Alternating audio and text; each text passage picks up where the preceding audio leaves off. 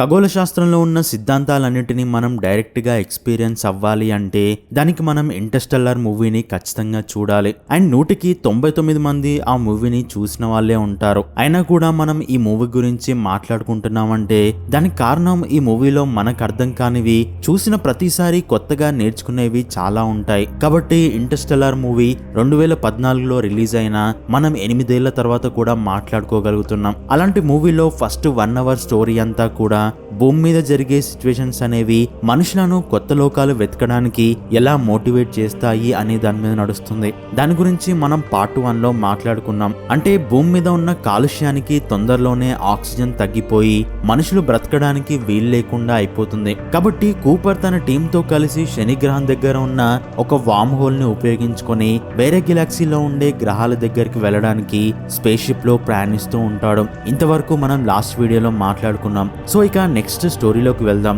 స్టోరీలోకి వెళ్తే 2 సంవత్సరాలు అంతరిక్షంలో సుదీర్ఘమైన ప్రయాణం చేస్తున్న ఎండ్యూరెన్స్ స్పేస్ షిప్ లో 2 సంవత్సరాలు గడిచాక కూపర్ నిద్రలేచి భూమి నుండి తనకు వచ్చిన వీడియో మెసేజ్లు చూసుకుంటాడు. అందులో కొడుకు టామ్ అలాగే తన అంకుల్ మాట్లాడతాడు. కానీ తన కూతురు అయిన మర్ఫ్ మాత్రం వాళ్ళ నాన్న మీద కోపంతో మాట్లాడదు. తర్వాత కూపర్ అదే స్పేస్ షిప్ లో ఉన్న రొమిలీని చూసి తన దగ్గరికి వెళ్తాడు. అప్పుడు రొమిలీ డీప్ స్లీప్ నుండి మేల్కొని ఒకంత నైరాశ్యంలో ఉంటాడు. అప్పుడు రొమిలీ కూపర్ తో మనం జస్ట్ మిల్లీమీటర్ల అల్యూమినియం ప్లేట్ తో కొన్ని కోట్ల కిలోమీటర్లు ఏముంటుందో తెలియకుండా శూన్యంలో ప్రయాణిస్తున్నాం. అలాగే ఒక్క సెకండ్ లో మనం చనిపోవచ్చు అని కూడా అంటాడు. అందుకు కూపర్ రొమిలీతో కొన్నేళ్ల క్రితం సముద్రంలో ఓడల మీద ప్రయాణించే వాళ్ళు నెలల పాటు ప్రయాణించేవారు. అందులో చాలా మందికి నీళ్ళలో పడితే బ్రతకడానికి ఈత కూడా వచ్చేది కాదు. అయినా కూడా వాళ్ళు ప్రయాణిస్తూనే ఉండేవారు. అలాగే మనం కూడా అంతరిక్షంలో ప్రయాణించే అన్వేషకులం. ఇదే మన పడవ అని చెప్పి వెళ్ళిపోతాడు. కట్ చేస్తే డోయల్ అనే ఆస్ట్రోనాట్ వామ్ హోల్ చుట్టూ ఒక రిలే అనే శాటిలైట్ తిరుగుతుంది అని, అది ఒక ఆర్బిట్ ని కంప్లీట్ చేసి వచ్చిన ప్రతిసారి అవతల ఉండే గెలాక్సీలోని ఫొటోస్ ని మనకు పంపిస్తుంది అని చెప్తాడు. అప్పుడు కూపర్ సరిగ్గా పెరిస్కోప్ లాగా పనిచేస్తుంది కదా అని అంటాడు. ఇక్కడ పెరిస్కోప్ అంటే మనం చిన్నప్పుడు స్కూల్లో సైన్స్ ఎగ్జిబిషన్ లో ఇలాంటి పెరిస్కోప్ ని తయారు చేసే ఉంటాం. పెరిస్కోప్ అనేది చూడడానికి ఇలా ఉంటుంది. దీంతో మనం దేన్నైనా సరే డైరెక్ట్ గా చూడకుండా ఇండైరెక్ట్ గా అవతల వ్యక్తికి మనం కనిపించకుండా చూడొచ్చు. ఎందుకంటే ఇందులో 2 మిర్రర్స్ ఉంటాయి. వాటితో మనం చూడగలుగుతాం. సరిగ్గా అలాగే రిలే అనే ప్రోబ్ కూడా ఒక పెరిస్కోప్ లాగా మన గెలాక్సీ నుండి అవతల గెలాక్సీలో ఉండే ప్రపంచాలను చూపిస్తుంది. తర్వాత ఇంకో 2 గంటల్లో వామ్ హోల్ ని చేరుకోబోతున్నామని తెలిసినప్పుడు రొమిలీ వామ్ హోల్ ని క్లియర్ గా చూడడానికి ఎండ్యూరెన్స్ స్పిన్నింగ్ ని ఆపమని కూపర్ ని అడుగుతాడు. కూపర్ దాన్ని ఆపడంతో రొమిలీ వామ్ హోల్ ని చూసి చాలా ఎక్సైట్ అవుతాడు. అప్పుడే అసలు వామ్ హోల్ అంటే ఏంటో కూపర్ కి ఎక్స్ప్లెయిన్ చేస్తాడు. ఒక పేపర్ ని తీసుకొని దాని మీద ఒక పాయింట్ నుండి మరొక పాయింట్ కి వెళ్ళాలి అంటే స్ట్రైట్ గా వెళ్ళాలి. అలా కాకుండా ఆ పేపర్ ని బెండ్ చేస్తే అప్పుడు 2 పాయింట్స్ ఒకే దగ్గరికి వస్తాయి. అప్పుడు వాటి మధ్య దూరం అనేది ఆల్మోస్ట్ తగ్గిపోతుంది. కాబట్టి మనం ఒక పాయింట్ లో ఎంటర్ అయితే వెంటనే 2వ పాయింట్ నుండి బయటకు వెళ్తాం. అయితే పేపర్ బెండ్ అయినంత ఈజీగా స్పేస్ బెండ్ అవడం ఏంటి? అసలు స్పేస్ బెండింగ్ అనే కాన్సెప్ట్ కూడా ఇంటర్స్టెల్లార్ మూవీ చూసే టైంకి చాలా మందికి తెలియకపోవచ్చు. కానీ లాస్ట్ వీడియోలో చెప్పుకున్నట్టు స్పేస్ అనేది ఒక స్పేస్ టైం ఫ్యాబ్రిక్ లాంటిది. ఈ 3 డైమెన్షనల్ స్పేస్ అనేది ఎలా అయినా బెండ్ అవుతుంది. కాబట్టి మూవీలో కూడా గుర్తు తెలియని వాళ్ళు మన గెలాక్సీలోని ఒక పాయింట్ ని మరొక గెలాక్సీలోని పాయింట్ ని కలిసేలా ఈ స్పేస్ ని బెండ్ చేస్తారు. దాన్ని వామ్ హోల్ అంటారు. సో ఇక్కడ కూపర్ వామ్ హోల్ ని చూసాక అదొక ప్లానెట్ లాగా గుండ్రంగా ఉందేంటి అంటాడు. దానికి రొమిలీ 2 డైమెన్షనల్ పేపర్ మీద ఒక హోల్ అనేది మనకు రంధ్రం లాగా కనిపిస్తుంది. కానీ అదే రంధ్రాన్ని 3 డైమెన్షన్ లో పెడితే అది గుండ్రంగా ప్లానెట్ లాగా కనిపిస్తుంది అని చెప్తాడు. ఎందుకంటే ఆ రంధ్రం చుట్టూ స్పేస్ టైం ఫ్యాబ్రిక్ ఉంటుంది కాబట్టి అది రౌండ్ గానే కనిపిస్తుంది. సో దాన్ని అక్కడ ఎవరు పెట్టారో వాళ్ళకు థ్యాంక్స్ చెప్పాలి అని రొమిలీ అంటాడు. కానీ కూపర్ మాత్రం దాన్ని దాటిన తర్వాతనే వాళ్ళకు థ్యాంక్స్ చెప్తాను అని అందులోకి వెళ్ళడానికి రెడీ అవుతాడు. అప్పుడు ఎండ్యూరెన్స్ ని తీసుకొని నెమ్మదిగా వామ్ హోల్ లోకి ఎంటర్ అయిపోతారు. వామ్ హోల్ లోకి ఎంటర్ అయ్యాక ఒక్కసారిగా ఎండ్యూరెన్స్ యొక్క కమ్యూనికేషన్ సిగ్నల్స్ అన్ని ఆగిపోతాయి. అప్పుడు కూపర్ దాన్ని సరిచేయడానికి ప్రయత్నిస్తుంటాడు. కానీ డోయల్ మాత్రం కూపర్ కి ఇక్కడ మనం తయారు చేసుకున్న పరికరాలు ఏవి పనిచేయవు అని, ఎందుకంటే ఇది మనకు తెలిసిన 3 డైమెన్షనల్ యూనివర్స్ కంటే హైయర్ డైమెన్షన్ అని చెప్తాడు. దీన్ని కేవలం మనం కళ్ళతో చూసి గుర్తుంచుకోవాలి తప్ప మనం ఇక్కడ ఏం చేయలేము అని చెప్తాడు. అయితే అక్కడ నిజంగా మన ప్రపంచానికి సంబంధించిన పరికరాలు కానీ ఫిజిక్స్ లాస్ కానీ ఏవి పనిచేయవు. ఎందుకంటే వామ్ హోల్ అనేది ఒక రకంగా బ్లాక్ హోల్ హోల్ లాంటిది అనుకోవాలి.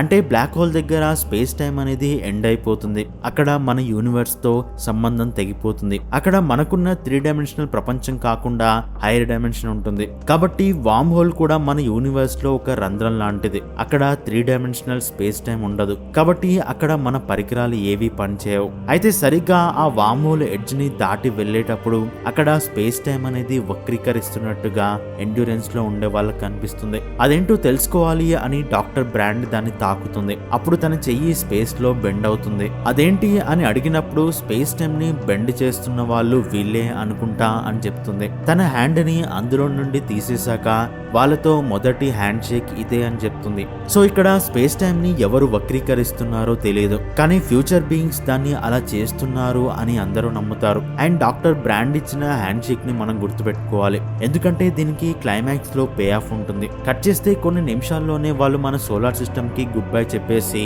వేరే గెలాక్సీలోకి వెళ్తారు. అక్కడికి వెళ్ళగానే అక్కడ కూడా మరొక రిలే ప్రోబ్ అనే మరొక శాటిలైట్ ఉంటుంది. దాని ద్వారా తెగిపోయిన కమ్యూనికేషన్ వ్యవస్థ మళ్ళీ తిరిగి కనెక్ట్ అవుతుంది. తర్వాత అక్కడ వాళ్ళు రీసెర్చ్ చేయాల్సిన 3 గ్రహాలు ఉంటాయి. వాటిలో దేని మీదకి ముందు వెళ్ళాలి అనే డిస్కషన్ మొదలవుతుంది. అయితే అక్కడ మెయిన్ గా Miller planet, doctor Mann's planet, అలాగే ఎడ్మండ్ ప్లానెట్ 3 ఉంటాయి. అంటే ఆ పేర్లు కలిగిన ఆస్ట్రోనాట్స్ వీళ్ళకన్నా ముందు వెళ్ళి వాటి మీద ల్యాండ్ అయ్యి వాటి గురించి డేటా పంపిస్తూ ఉంటారు. అందులో మిల్లర్ ప్లానెట్ లో నీరు, సారవంతమైన భూమి ఉన్నట్టుగా సిగ్నల్స్ వస్తుంటాయి. డాక్టర్ మ్యాన్ ప్లానెట్ లో కూడా మనుషులు ఉండే వీలుంది అని సిగ్నల్స్ వస్తుంటాయి. కానీ ఎడ్మండ్ ప్లానెట్ నుండి మాత్రం ముందుగా పాజిటివ్ సిగ్నల్స్ వచ్చినా సరే 3 ఏళ్ల క్రితం ట్రాన్స్మిషన్ ఫెయిల్యూర్ వల్ల డేటా అనేది రావడం ఆగిపోతుంది అని డోయల్ ఎక్స్ప్లెయిన్ చేస్తూ ఉంటాడు. అయితే అందులో ముందుగా మిల్లర్ ప్లానెట్ గురించి మాట్లాడుతూ అక్కడ నీరు ఉంది కానీ అక్కడికి వెళ్ళడానికి ఒక ప్రమాదం ఉంది అని రొమిలీ హెచ్చరిస్తాడు. అదేంటంటే వాళ్ళు వెళ్ళిన గెలాక్సీలో గార్గాంచువా అనే పెద్ద బ్లాక్ హోల్ ఉంటుంది. నిజానికి మిల్లర్ ప్లానెట్ కూడా ఆ బ్లాక్ హోల్ కి దగ్గరగా ఆర్బిట్ చేస్తూ ఉంటుంది. కాబట్టి అక్కడ గ్రావిటేషనల్ పుల్ అనేది ఆ గ్రహం మీద ఎక్కువగా ఉంటుంది. కాబట్టి మిల్లర్ ప్లానెట్ మీద ఒక గంట గడిపితే మన భూమి మీద 7 సంవత్సరాలు గడిచిపోతాయి అని రొమిలీ చెప్తాడు. అయితే ఇక్కడే కూపర్ తన మిషన్ ని తొందరగా కంప్లీట్ చేసుకుని మర్ఫీ దగ్గరికి వెళ్ళాలి అనే ఆలోచనతో ఉంటాడు. దానివల్ల మిల్లర్ ప్లానెట్ కి దాని గురించి ఏమీ తెలుసుకోకుండా బ్లైండ్ గా అందులోకి దిగలేము అని అంటాడు. కానీ డోయల్ మాత్రం మనం ఒక పెద్ద మిషన్ కోసం ఇక్కడికి వచ్చాం కాబట్టి ఫ్యామిలీ గురించి కాకుండా ఇంకా పెద్దగా ఆలోచించు అని కూపర్ ని అంటాడు. కూపర్ కూడా నేను కూడా భూమి మీద ఉన్న ఫ్యామిలీస్ అందరి గురించి ఆలోచిస్తున్నాను. ఒకవేళ ఏదైనా జరిగి మిల్లర్ ప్లానెట్ లో మనం ఇరుక్కుపోతే అప్పుడు భూమి మీద మన కోసం ఎదురు చూస్తున్న ప్రజలందరూ అక్కడే చనిపోతారు. కాబట్టి మనం ఇక్కడ టైం ని కూడా ఒక వనరుగా కన్సిడర్ చేయాలి అని డాక్టర్ బ్రాండ్ అంటుంది. అలాగే డాక్టర్ మ్యాన్ ప్లానెట్ తో పాటు ఎడ్మండ్స్ ప్లానెట్ కి వెళ్ళడానికి కొన్ని నెలల సమయం పడుతుంది. అక్కడ నుండి తిరిగి మిల్లర్ ప్లానెట్ కి రావడానికి మన దగ్గర రిసోర్సెస్ ఉండకపోవచ్చు. కాబట్టి మిల్లర్ ప్లానెట్ కి వెళ్దామని డోయల్ అంటాడు. అప్పుడు కూపర్ రొమిలీని మనం మిల్లర్ ప్లానెట్ కి ఎంత దూరంలో ఉంటే 7 సంవత్సరాల టైం డైలేషన్ ని తప్పించుకోవచ్చు అని అడుగుతాడు. అప్పుడు రొమిలీ మిల్లర్ ప్లానెట్ కి వెనకాల కొద్ది దూరంలో ఉంటే అప్పుడు టైం డైలేషన్ నుండి తప్పించుకోవచ్చు అని చెప్తాడు. అప్పుడు కూపర్ అక్కడ ఉన్న ఒక వైట్ బోర్డు మీద మిల్లర్ ప్లానెట్ కి దగ్గరగా కాకుండా బ్లాక్ హోల్ చుట్టూ తిరుగుతూ మిల్లర్ ప్లానెట్ దగ్గరికి వెళ్లి దానికి దూరంగా మన ఎండ్యూరెన్స్ ని ప్లేస్ చేసి అక్కడ నుండి రేంజర్ అనే చిన్న స్పేస్ షిప్ ని తీసుకొని మిల్లర్ ప్లానెట్ లోకి వెళ్లి అక్కడ ఉన్న మిల్లర్ ని కలిసి అందులోని శాంపిల్స్ ని తీసుకొని ఎండ్యూరెన్స్ లోకి తీసుకొచ్చి అనలైజ్ చేసి ఆ డేటాని నాసాకి పంపిద్దాం అని కూపర్ అంటాడు. దానికి అందరూ అగ్రీ చేస్తారు. అయితే ఎండ్యూరెన్స్ లో వీళ్ళతో పాటు టార్స్ అండ్ కేస్ అనే 2 రోబోలు ఉంటాయి. అందులో కేస్ అనే రోబోని తీసుకెళ్తా అని కూపర్ అంటాడు. కూపర్ తో పాటు డాక్టర్ బ్రాండ్ అండ్ డోయల్ కూడా వెళ్తారు. రొమిలీ మాత్రం ఎండ్యూరెన్స్ లోనే ఉండి ఒకవేళ వాళ్ళు రావడానికి సంవత్సరాల టైం పడితే గ్రావిటీ మీద వర్క్ చేయడానికి ఉపయోగించుకుంటాను అని చెప్తాడు. దాంతో కూపర్ ఎండ్యూరెన్స్ కి అటాచ్ అయి ఉన్న రేంజర్ ని తీసుకొని బ్లాక్ హోల్ పక్కనే ఉన్న మిల్లర్ ప్లానెట్ లోకి ఎంటర్ అవుతాడు. ఇంధనాన్ని ఉపయోగించకుండానే కూపర్ తనకున్న స్కిల్స్ తో లోపలికి ఎంటర్ అవ్వగానే మిల్లర్ ప్లానెట్ మొత్తం నీరు మాత్రమే ఉంటుంది. కాబట్టి అక్కడ మనుషులు బ్రతకలేరు. కానీ ఆ ప్లానెట్ లో ఇంతకు ముందు ల్యాండ్ అయిన మిల్లర్ అనే ఉమెన్ ఆస్ట్రోనాట్ యొక్క ల్యాండర్ లో ఆ ప్లానెట్ కి సంబంధించిన డేటా ఉంటుంది. దానికోసం మిల్లర్ ఎక్కడ ల్యాండ్ అయిందో అక్కడే వీళ్ళు కూడా కొద్ది దూరంలో ల్యాండ్ అవుతారు. అయితే రేంజర్ నుండి కేవలం robo, doctor Brand and Doyle మాత్రమే దిగి మిల్లర్ కి సంబంధించిన ట్రాన్స్మిషన్ కోసం వెతుకుతారు. అలా నీటిలో నడుస్తూ ఉండగానే అక్కడున్న గ్రావిటీకి వాళ్ళు అంత ఫాస్ట్ గా నడవలేకపోతారు. ఎందుకంటే భూమితో పోల్చుకుంటే అక్కడ 130 శాతం గ్రావిటీ ఎక్కువగా ఉంటుంది. అప్పటికే రోబో ఒక భాగాన్ని కనుక్కుంటుంది. మిగతా భాగం కోసం వెతుకుతూ ఆ కొండల వైపు ఉన్నాయి అని డాక్టర్ బ్రాండ్ వెళ్తుంది. వాటిని రేంజర్ లో నుండి చూస్తున్న కూపర్ కి మైండ్ బెండ్ అయ్యేలా అవన్నీ కొండలు కాదు అని, అవన్నీ సునామీ లాంటి అలలు అని తెలుస్తుంది. అప్పటికే డాక్టర్ బ్రాండ్ తనకు కావాల్సిన రికార్డర్ కోసం వెళ్తుంది. కూపర్ చెప్పినా వినకుండా మిల్లర్ డేటా లేకుండా ఇక్కడ నుండి వెళ్ళకూడదు అని చెప్పి ఆ రికార్డర్ ని తీసుకునే క్రమంలో దాని కింద ఇరుక్కుంటుంది. అప్పటికే సునామీ దగ్గరికి వచ్చేస్తుంది. బ్రాండ్ కి తను రాలేను అని తెలిసి వాళ్ళని వెళ్ళిపోమంటుంది. కానీ అక్కడే ఉన్న రోబో చాలా ఫాస్ట్ గా వెళ్లి బ్రాండ్ ని ఎత్తుకుని తీసుకొస్తుంది. కానీ డోయల్ మాత్రం రేంజర్ దగ్గరికి వచ్చి లోపలికి ఎక్కేలోపు సునామీ అలలు రేంజర్ ని తాకుతాయి. దాంతో డోయల్ ఆ సునామీలో కొట్టుకొని పోతాడు. వాటర్ అనేది రేంజర్ లోకి వెళ్ళిపోతాయి. కూపర్ దాని డోర్ ని మూసేస్తాడు. అప్పటికే సునామీలో రేంజర్ అనేది ఒక పడవలాగా తేలుతూ అలల తాకిడికి తేలియాడుతుంది. కానీ ఆలోపు జరగాల్సిన ఘోరం జరిగిపోతుంది. అంటే ఇంజన్ లోపలికి పూర్తిగా వాటర్ వెళ్ళిపోతాయి. దాంతో సునామీ వెళ్ళిపోయినా కూడా రేంజర్ స్టార్ట్ అవ్వదు. ఇంజన్స్ డ్రైన్ అవ్వడానికి 45 నిమిషాల నుండి గంట సమయం పడుతుంది అని రోబో చెప్తుంది. దాంతో కూపర్ కి బ్రాండ్ కి మధ్య ఆర్గ్యుమెంట్ జరుగుతుంది. కూపర్ బ్రాండ్ తో తొందరగా వచ్చేయి అని చెప్పాను కదా అని అంటాడు. బ్రాండ్ కూడా మిమ్మల్ని వెళ్ళిపోమని చెప్పాను కదా అని అంటుంది. అప్పుడు కూపర్ మనందరిలో నేనొక్కడనే మిషన్ గురించి ఆలోచిస్తున్నాను అని అంటాడు. కానీ నువ్వు ఇంటికి తిరిగి వెళ్ళడం గురించి ఆలోచిస్తున్నావు అని బ్రాండ్ అంటుంది. కానీ ఇప్పుడు ఇంజన్స్ డ్రైన్ అవ్వడానికి గంట సమయం పడుతుంది అని చెప్పడంతో దీని విలువ ఎంత కాలమో చెప్పగలవా అని బ్రాండ్ ని అడుగుతాడు. అప్పుడు బ్రాండ్ కొన్ని దశాబ్దాలు అని చెప్తుంది. అయితే ఇక్కడ ల్యాండ్ అయిన మిల్లర్ కి ఏమైంది అని అడుగుతాడు. మిల్లర్ ఇక్కడ ల్యాండ్ అయిన కొన్ని నిమిషాలకే తన ల్యాండర్ క్రాష్ అయి ఉంటుంది అని బ్రాండ్ చెప్తుంది. కానీ మిల్లర్ ఇక్కడ ల్యాండ్ అయ్యి చాలా సంవత్సరాలు అవుతుంది. కానీ ఆ శిథిలాలు ఎన్ని సంవత్సరాలు ఒకే దగ్గర ఎలా ఉన్నాయి అని కూపర్ అడుగుతాడు. దానికి బ్రాండ్ ఈ ప్లానెట్ టైం ప్రకారం మిల్లర్ ఇక్కడ ల్యాండ్ అయ్యి కొన్ని గంటలే అయి ఉంటుంది అండ్ తను చనిపోయి కొన్ని నిమిషాలే అవుతుంది అని అంటుంది. అయితే మిల్లర్ ప్లానెట్ లో వాటర్ ఉన్నట్టుగా వచ్చిన సిగ్నల్స్ అన్ని కూడా మిల్లర్ కి జరిగిన ప్రమాదంలో రికార్డ్ అయిన డేటా డోయల్ రిసీవ్ చేసుకున్నాడు. అందుకే మనం దాన్ని పాజిటివ్ సిగ్నల్స్ గా భావించాం అని కేస్ అంటుంది. కూపర్ బ్రాండ్ ని మీలాంటి మేధావులకు స్కూల్లో ఉండే స్కౌట్ గ్రూప్ బాయ్స్ కి ఉండే సర్వైవల్ స్కిల్స్ కూడా లేవు అని తిడతాడు. కానీ చరిత్రలో ఏ మనిషి ఈ యూనివర్స్ లో రాలేనంత దూరానికి మనం రాగలిగాం అని బ్రాండ్ అంటుంది. అందుకు కూపర్ చాలా దూరం వచ్చాం కానీ మనకు సరిపోయేంత దూరం రాలేదు అని అంటాడు. అంటే ఇంత దూరం వచ్చినా సరే మనకు సరిపోయే గ్రహం లేదు. ఇప్పుడు మనం ఇక్కడ స్ట్రక్ అయిపోయాం. ఇప్పుడు కాపాడడానికి భూమి మీద ప్రజలు మిగిలి ఉండరు అని కూపర్ అంటాడు. దానికి బ్రాండ్ నేను కూడా నీలాగే నిమిషాలు లెక్క పెడుతున్నా కూపర్ అని అంటుంది. నిజానికి అక్కడ జరిగిన ప్రమాదానికి భూమి మీద కొన్నేళ్లు గడిచిపోతాయి. అంటే ప్రొఫెసర్ బ్రాండ్ చెప్పినట్టు మర్ఫీ యొక్క తరమే చివరి తరం కాబోతుంది. అంటే వీళ్ళు ఇక్కడ ఎంత లేట్ చేస్తే అంత ఫాస్ట్ గా భూమి మీద ప్రజలు చనిపోతారు. కాబట్టి కూపర్ బ్రాండ్ ని మనం బ్లాక్ హోల్ లోకి దూకడం వల్ల కానీ ఇంకేదైనా మార్గం వల్ల కానీ కాలంలో మళ్ళీ వెనక్కి వెళ్లి అయిపోయిన కాలాన్ని తిరిగి తీసుకొచ్చే మార్గం ఏదైనా ఉందా అని అడుగుతాడు. కానీ బ్రాండ్ మాత్రం టైం అనేది సాగుతుంది, బెండ్ అవుతుంది, అలాగే స్లో అవుతుంది, ఫాస్ట్ అవుతుంది, కానీ కాలం ఎప్పటికీ వెనక్కి వెళ్ళదు అని చెప్తుంది. ఒకవేళ అలా ఏదైనా వెళ్ళగలదు అంటే అది కేవలం గ్రావిటీ మాత్రమే అని చెప్తుంది. అయితే మనల్ని ఇక్కడ వరకు తీసుకొచ్చిన ఆ భవిష్యత్తులోని మనుషులు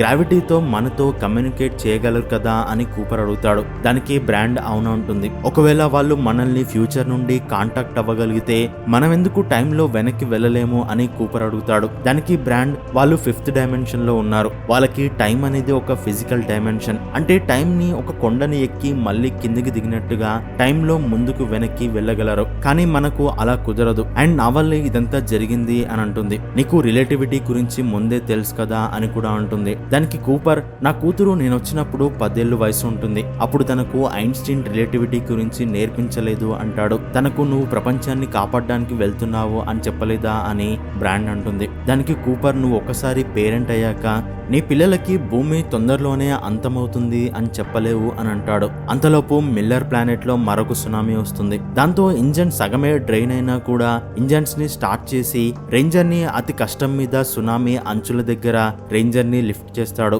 కట్ చేస్తే ఆ నీటి మీద ఒక డెడ్ బాడీ తేలుతూ కనిపిస్తుంది. అది మిల్లర్ దా లేక డోయల్ దా అనేది మూవీలో ఒక పజిల్ లాగా ఉండిపోతుంది. అయితే టోటల్ మూవీలో ఈ ఒక్క సీన్ చాలా ఇంటెన్స్ గా నడుస్తుంది. నిజానికి మూవీలో మెయిన్ కాన్ఫ్లిక్ట్ అనేది ఇక్కడే మొదలు మొదలవుతుంది. అదే టైం డైలేషన్. అంటే మిల్లర్ ప్లానెట్ లో వాళ్ళు దాదాపు 2 గంటలు ఉండిపోవాల్సి వస్తుంది. కట్ చేస్తే మిల్లర్ ప్లానెట్ నుండి మళ్ళీ ఎంజూరియన్స్ కి వెళ్లి రొమీలీని కలుస్తారు. అప్పుడు రొమీలీ నేను మీకోసం 23 సంవత్సరాల నుండి ఎదురు చూస్తున్నాను అంటాడు. డోయల్ మిల్లర్ ఎక్కడా అని అడుగుతాడు. కానీ బ్రాండ్ మిల్లర్ ప్లానెట్ మీద మనకు ఏమీ లేదు అని చెప్తుంది. రొమీలీని నువ్వు ఎందుకు నిద్రపోలేదు ఇన్ని సంవత్సరాలుగా అని అడుగుతుంది. దానికి రొమీలీ కొన్నిసార్లు నిద్రపోయాను, ఆ తర్వాత మీరు తిరిగి వస్తారు అనే ఆశను చంపుకున్నాను అని.